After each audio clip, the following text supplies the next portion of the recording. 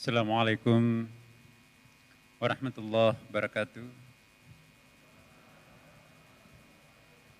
Selamat sore, salam, Om Swastiastu, Namo Buddhaya, salam kebajikan.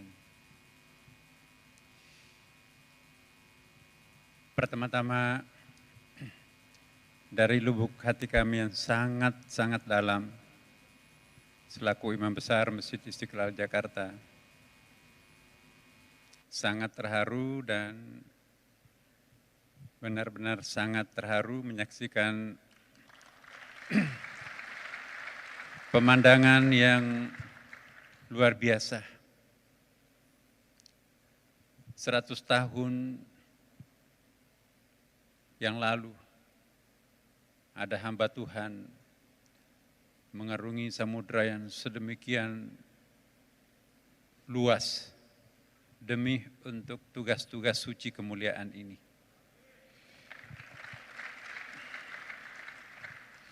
Karena itu izinkan saya memohon sungkem yang sama-sama kita hormati, yang barusan saja memberikan sambutan yang luar biasa, apresiasinya kepada acara kita pada hari ini, yang sama-sama kita muliakan Presiden Republik Indonesia, Bapak Insinyur Joko Widodo.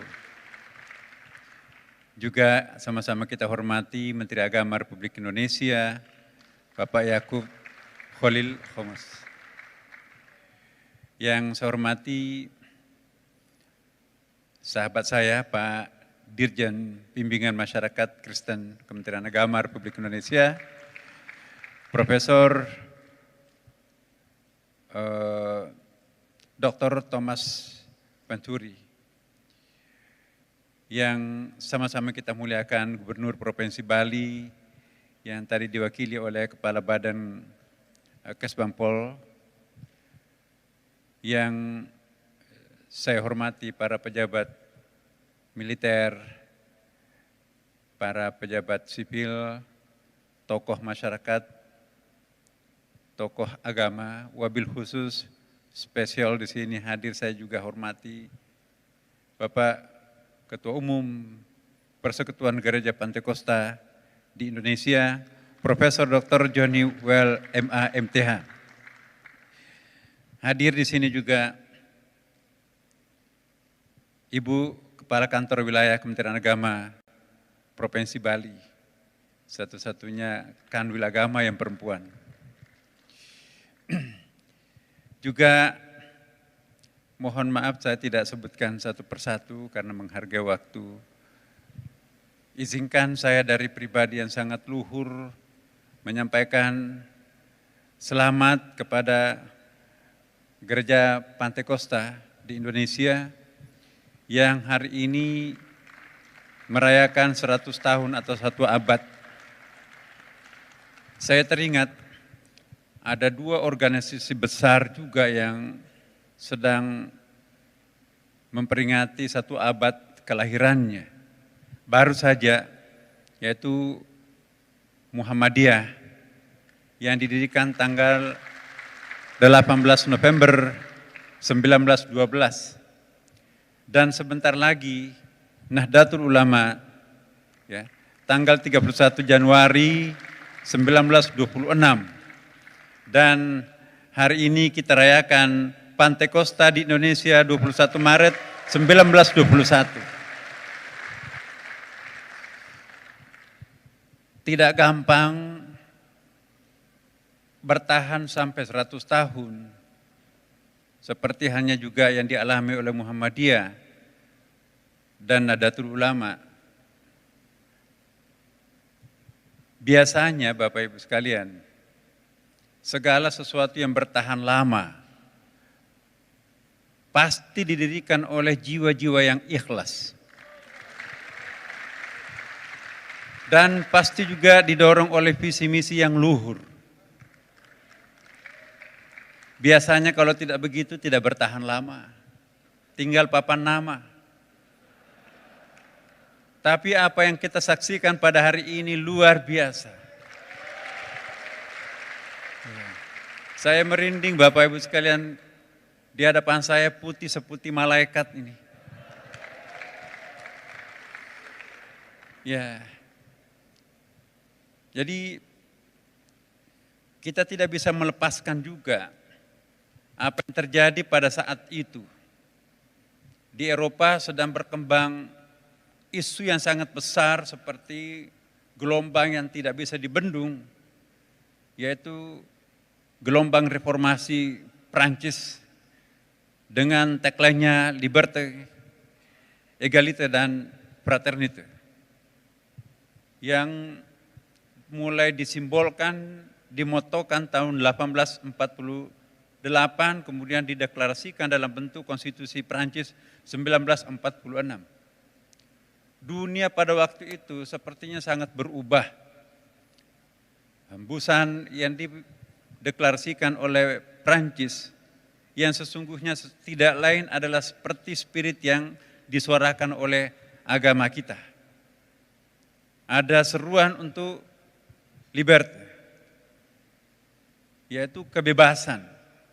Ada égalité, keadilan, dan ada fraternité, yaitu persaudaraan. Saya kira moto ini tidak akan pernah termakan usia, karena ini sangat lengket dengan urusan kemanusiaan. Karena itu Bapak Ibu sekalian, dari lubuk hati kami yang sangat dalam, izinkan saya ingin sedikit berbagi dan memberikan dukungan kepada kita semuanya, bahwa apa yang telah kita saksikan tadi dan mungkin juga sebentar ini luar biasa. Ya, saya hanya satu kata, luar biasa. Sayang sekali bangsa Indonesia mungkin ya mudah-mudahan bisa juga disaksikan oleh saudara-saudara kita di bangsa yang lain, di daerah-daerah yang lain, provinsi yang lain. Karena bukan main, Presiden, Pak Menteri Agama juga hadir dan memberikan dukungan yang sangat penuh. Bapak Ibu sekalian, tantangan agama kita sekarang ini, saya kira apapun agama kita di Indonesia ini, ada tema-tema sentral yang perlu kita sikapi bersama. Pertama adalah agama kita itu terkesan sebagai sesuatu yang sangat normatif dan sangat dogmatis dan normatif. Sementara tantangan di lingkungan pacu kita itu sangat rasional dan sangat pragmatis. Ya. Keagamaan kita sepertinya terasa terlalu deduktif dan kualitatif. Sementara tantangan di sekitar kita itu sangat induktif dan kuantitatif. Kita bicara tentang agama, kita sepertinya masih banyak berkutat tentang hal-hal yang sifatnya sangat tekstual. Sementara lingkungan pacu kita itu sangat kontekstual. Kalau kita bicara tentang agama seperti kita berbicara tentang sesuatu yang sangat tradisional. Sementara lingkungan pacu kita sekarang ini kita bicara tentang sesuatu yang sangat canggih, sophisticated. Ini saya kira kita perlu menyelamatkan generasi baru kita sekarang ini supaya tidak terjadi split personality. Jangan sampai generasi kita sekarang ini yang transisi ini bicara tentang agama seolah-olah kita ajak bicara untuk sesuatu yang masa lampau. Tapi bicara tentang kehidupan sekarang ini kita sepertinya akan menantang dia hidup 1000 tahun yang akan datang. Karena itu persoalan konseptual saya kira perlu kita rumuskan bersama. Persoalan kita bukan hanya persoalan agama kita sendiri, sudah waktunya kita berkolaborasi agama apapun untuk membicarakan tema-tema kehidupan kita sekarang ini. Kita perlu Indonesia bersuara dan kita perlu mengangkat kembali bahasa agama sebagai bahasa aktual di dalam masyarakat kita. Saya sangat yakin kita sependapat bahwa dengan menggunakan bahasa agama, kosnya akan sangat murah karena akan didukung oleh hati nurani. Karena itu Bapak Ibu sekalian, ada 5 poin yang saya ingin share pada kesempatan ini. Pertama adalah perlunya penguatan energi feminin untuk keberagamaan kita sekarang ini. Masyarakat kita sekarang ini sepertinya over maskulin, terlalu jantan, terlalu struggle. Nah, fungsi agama itu sesungguhnya untuk menjinakkan yang over maskulin tadi, maka itu perlu ada semacam gerakan bersama untuk semua agama, bagaimana menyuarakan kembali suara-suara femininity pada agama kita masing-masing. Apa jadinya kalau over maskulin kita menjadi khalifah di muka bumi, menjadi hamba di hadapan Allah? Kalau over maskulin, maka yang terjadi adalah penggusuran, pembakaran hutan dan seterusnya, perusakan, disrupsi. Nah, sudah waktunya kita sebagai umat beragama menyuntikkan energi feminin agar masyarakat manusia ini bisa lebih lembut dan bisa lebih bersahabat dengan alam semestanya. Yang kedua, mohon maaf, mungkin juga sudah perlu kita menengok kembali sistem kekeluargaan kita yang hidup sekarang ini seperti apa. Mohon maaf, dalam Islam, dan saya kira juga sama dengan kita semuanya, banyak sekali persoalan-persoalan rumah tangga yang sekarang ini melanda keluarga kita. Ilustrasinya kalau dalam Islam, ya, setiap tahun itu sudah hampir 40% terjadi perceraian. Ya. Apa jadinya kalau masyarakat itu dilanda dengan perceraian, Bapak Ibu sekalian? Itu berdampak kepada persoalan-persoalan sosial kemasyarakatan. Penelitian membuktikan bahwa ternyata kriminalitas anak itu sekitar 70-74% disebabkan oleh rumah tangga yang berantakan. Orang tuanya terlalu egois sehingga mengorbankan anaknya. Kalau terjadi perceraian Bapak Ibu, secara sosiologis di Indonesia itu akan muncul orang miskin baru. Siapa orang miskin baru itu? Yaitu perempuan dan anak-anak. Karena yang punya sertifikat BPKP dan harta-harta yang tidak bergerak itu pada umumnya adalah kaum laki-laki. Memang ada hukum begono gini, tetapi itu tidak terlalu aktual dalam masyarakat kita. Dan dalam Islam Bapak Ibu, saya kira tidak jauh beda dengan di tempat-tempat yang lain. Perceraian itu terjadi pada usia rumah tangga muda, 5 tahun ke bawah. Apa jadinya? Ya, kalau terjadi perceraian usia rumah tangga 5 tahun, itu pasti anaknya masih kecil-kecil. Pasti jandanya juga masih muda. Dan itu menimbulkan problem baru juga. Nah, jadi kalau rumah tangga sudah tahan 5 tahun ke atas, itu sudah mulai stabil. Kita jangan terlalu bangga pada anak kita baru 2-3 tahun bermesraan dan sebagainya. Belum. Survei kami membuktikan bahwa daya tahan keluarga kita itu sekitar 5 tahun. Kalau sudah itu, kalau bukan, ini mohon maaf nih. Dunia perselingkuhan dulu itu adalah seolah-olah dunianya laki-laki. Data-data kuantitatif membuktikan perempuan gak mau kalah. Nah, jadi apa yang salah dalam masyarakat kita sebagai umat beragama ini? Pasti ada sesuatu yang perlu kita benahi di sini.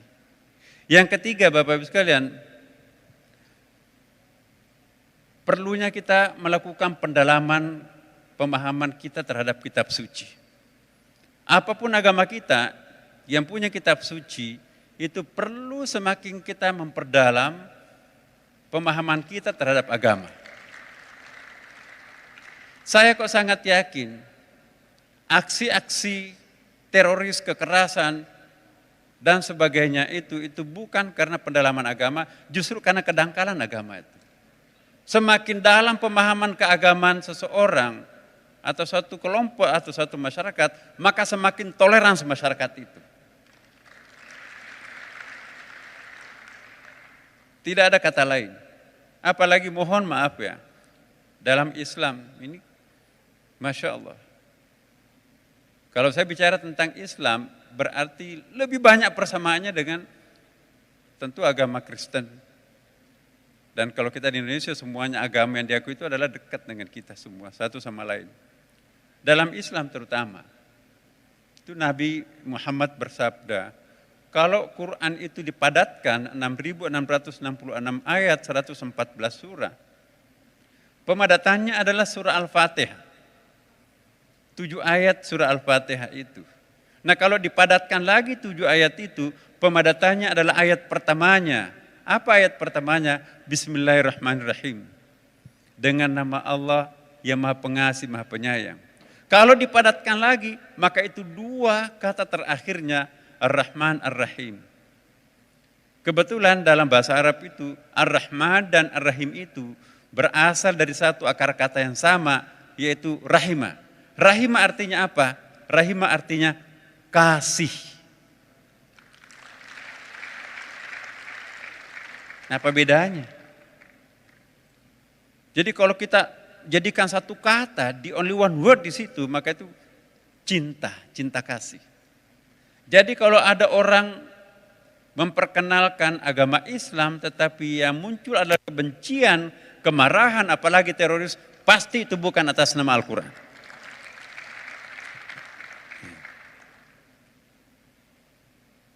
Jadi ini suatu hal yang sangat penting. Terutama kami, saya sering mengatakan dimanapun juga dalam agama Islam bahwa semakin penting kita lebih mendalami ajaran agama ini, ajaran kitab suci ini. Saya sangat yakin semakin kita mendalami kitab suci kita, maka itu pertanda kita akan semakin arif. Kalau ada orang yang suka menyalahkan orang lain, tidak pernah orang lain benar, maka orang itu masih harus belajar. Tapi kalau orang itu sudah mulai menyalahkan dirinya sendiri, pantas semuanya hitam saya lihat, pada orang putih-putih. Saya lupa kalau saya pakai kacamata Ray-Ban ini. Nah begitu dibuka kacamatanya, oh ya saya salah. Itu sudah sedang belajar tuh. Tapi kalau ada orang tidak pernah mencari kambing hitam, tidak pernah mencari kambing putih, diam-diam dia menyelesaikan persoalan tanpa menepuk dada, maka orang itu hampir selesai belajarnya. Kenapa? Karena dia orang arif. Semua orang arif itu pintar, tapi tidak semua orang pintar itu arif. Orang pintar cum laude kadang-kadang, tapi makin kurang ajar, itu bukan arif. Nah, tantangan kita sebagai umat beragama dan tokoh agama, saya kira inilah. Dan kemudian yang kelima, saya ingin share pada kesempatan ini karena saya menganggap Bapak Ibu bukan orang lain buat saya. Benar-benar saya merasa bahagian dari Bapak Ibu. Saya tidak pernah merasa orang lain di tengah-tengah umat beragama. Kemarin Bapak Ibu sekalian di Istiqlal, ya, sebelum Pak JK mengumumkan himbauannya untuk menjadikan masjid sebagai tempat vaksin, kami sudah melakukan vaksin untuk umat beragama. 10.000 orang Bapak Ibu sekalian. Ya. 10.000 orang semua umat agama, tokoh-tokoh agama datang ke Istiqlal. Ya. Jadi belum diwacanakan, kita sudah praktekkan. Dan sekarang ini mohon doa, kami juga sedang membangun terowongan Istiqlal. Antara Istiqlal ke katedral, dan nanti tahap berikutnya antara Istiqlal itu nanti ada poros jalan kaki ke Gereja Immanuel. Jadi 3 komponen agama ini itu akan menyatu, karena itu nanti kita akan bikin stasiun khusus. Jadi siapapun yang mau datang ke rumah ibadah yang 3 ini, entah itu Istiqlal, entah itu Immanuel, entah itu katedral, itu turun di pemberhentian tunggal di depannya Istiqlal. sekarang sedang dibangun. Ya.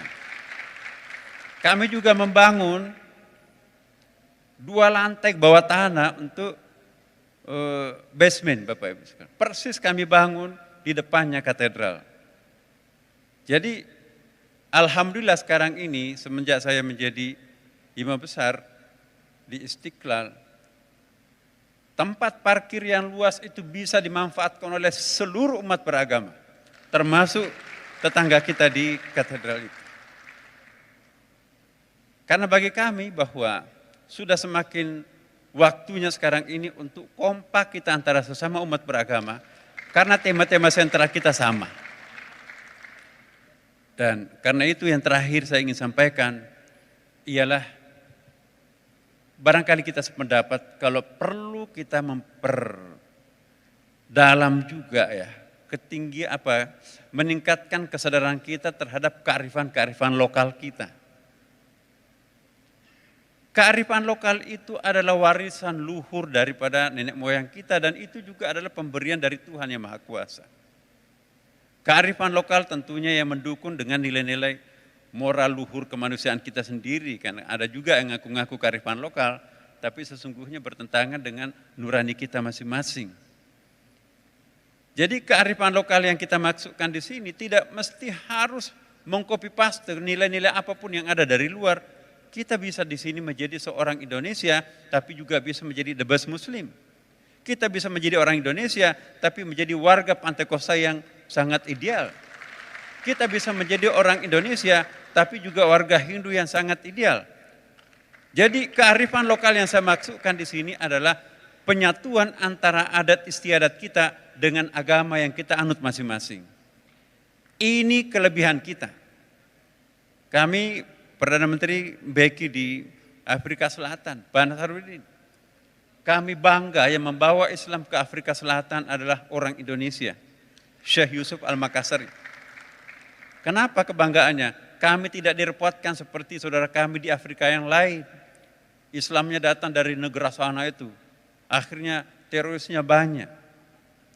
Kalau kami di Afrika Selatan ini enggak ada masalah soal toleransi karena gurunya adalah orang Islam dari Indonesia. Karena itu Bapak Ibu sekalian, insya Allah seandainya nanti Indonesia di masa depan ini bisa kita kompak semua komponen umat beragama ini, maka Indonesia itu nanti akan tampil sebagai sebuah negara yang sangat besar, negara yang sangat dijadikan contoh oleh siapapun. Nah, buktinya di sini, teman-teman Pantai Kosta, saya juga tanya, loh kok kenapa saya harus bicara di hadapan ini? Itu bukti keterbukaan teman-teman dari Gereja Pantai Kosta. Maka itu kami juga melakukan hal yang sama Bapak Ibu. Setiap bulan kami melakukan dialog lintas agama di Masjid Istiqlal. Ya. Jadi persoalan-persoalan yang merupakan tema sentral untuk kita sesama umat beragama, jangan diselesaikan masing-masing. Sudah waktunya kita bersinergi seluruh umat beragama menyelesaikan tema-tema yang sama di depan mata kita. Saya sungguh sangat yakin bahwa dengan menggunakan bahasa agama kita, maka percepatan proses pembangunan cita-cita bangsa akan tercapai. Ya. Kami juga sering menghimbau kepada pemerintah, ya, Bapak. Jadi tokoh-tokoh umat beragama ini jangan hanya diajak untuk membicarakan akibat, tapi tidak pernah diajak untuk membicarakan sebab yang menyebabkan akibat itu muncul. Akhirnya kita hanya diundang oleh Kementerian Sosial, ada COVID, ayo ulama, pendeta, pastor datang, ada pembakaran hutan, kebakaran hutan, ada kerusakan lingkungan. Tapi kita jarang diajak bicara di Bappenas, di sektor hulu. Bagaimana mungkin kita bisa diajak menyelesaikan persoalan akibat, sebab yang menyebabkan akibat itu muncul kita tidak pernah dilibatkan. Oleh karena itu kami menghimbau kepada pemerintah, mari melibatkan tokoh-tokoh umat beragama ini, bukan saja di sektor hilir, tapi juga di sektor hulu. Alhamdulillah Bapak Ibu sekalian, gayung bersambut pemerintah kita, saya kira bukan hanya presiden, tapi juga di tokoh-tokoh masyarakat pemimpin-pemimpin provinsi juga sama, melibatkan tokoh-tokoh masyarakat, tokoh umat beragama, duduk selevel dengan para pejabatnya, membicarakan persoalan-persoalan yang sama. Kalau ini yang terjadi, maka insya Allah semakin efektif pemberdayaan warga bangsa. Sebesar apapun tantangan yang kita hadapi, kalau kita kompak, maka itu akan kecil. Iya. Inilah yang saya sampaikan pada kesempatan ini. Sekali lagi terima kasih yang saya sampaikan kepada seluruh saudara-saudara saya yang tercinta yang hadir pada kesempatan ini maupun yang melalui Zooming ya, kalau ada. Mohon maaf kalau mungkin ada hal-hal yang kurang berkenan di hati Bapak Ibu sekalian apa yang saya statementkan tadi, bahwa sesungguhnya itu adalah spontanitas. Saya tadinya diminta menulis, tapi enggak. Kalau kita menulis itu kan berarti bukan spontanitas. Apa yang saya sampaikan ini adalah luhur dari hati nurani kami yang sangat dalam. Karena kami yakin ada pepatah kami, kullu ma kharaja minal qalb waqa'a fil qalb. Segala sesuatu yang keluar dari hati nurani, maka itulah nanti yang akan mendarat di dalam hati nurani. Demikian Bapak Ibu sekalian. Assalamualaikum warahmatullahi wabarakatuh. Salam. Om Santi Santi. Om. Ayah Abdi Pantai Kosta